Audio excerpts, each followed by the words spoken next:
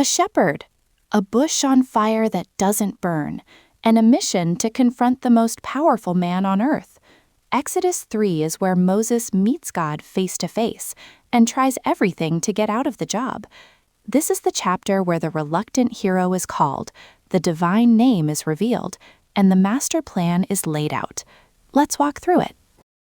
Moses is just a shepherd.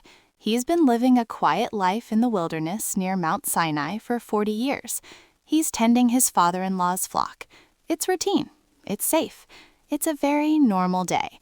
But what's about to happen will shatter that normalcy forever, because this is the day Moses meets God. Moses sees something strange. A bush is on fire, flames roaring, but it's not turning to ash. It's a total paradox. And it isn't a booming voice that pulls him in at first. It's curiosity. How is that possible? He stops dead in his tracks and moves closer to investigate, and that's when the voice speaks. Moses, Moses. The voice is clear. This is no trick of the light.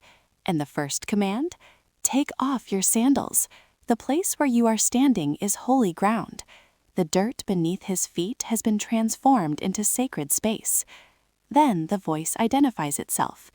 I am the God of your father, the God of Abraham, Isaac, and Jacob. Moses is terrified. He hides his face.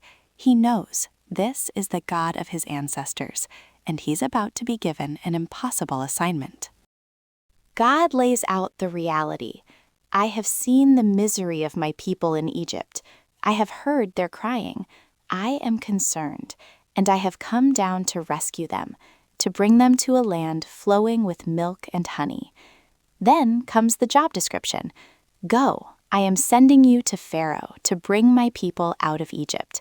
March into the palace, confront the most powerful man on earth, demand he let his entire workforce go. It's an impossible mission. And Moses? He's not excited.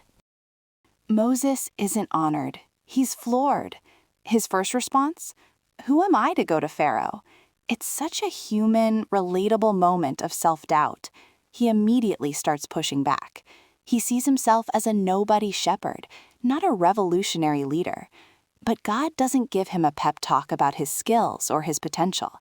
He gives him something better, a promise. I will be with you. The mission works not because of who Moses is, but because of who is with him. But Moses isn't done. What if they ask who sent me? What is your name? He needs credentials, and God gives him the ultimate one. I am who I am. Tell them I am has sent you. This is the name, Yahweh, the one who is, the one who exists, the ultimate reality. He asked for a name, and boy, did he get one. It's the ultimate credential. This isn't just a God. This is the God. God doesn't just say, good luck and figure it out. He gives Moses a detailed roadmap. First, gather the elders of Israel and get them on board. Second, go to Pharaoh and ask nicely for a 3-day journey into the wilderness to worship. Third, and here's the key, God already knows Pharaoh will say no, so the solution is built in, a mighty hand, miracles, plagues, supernatural intervention to force the issue.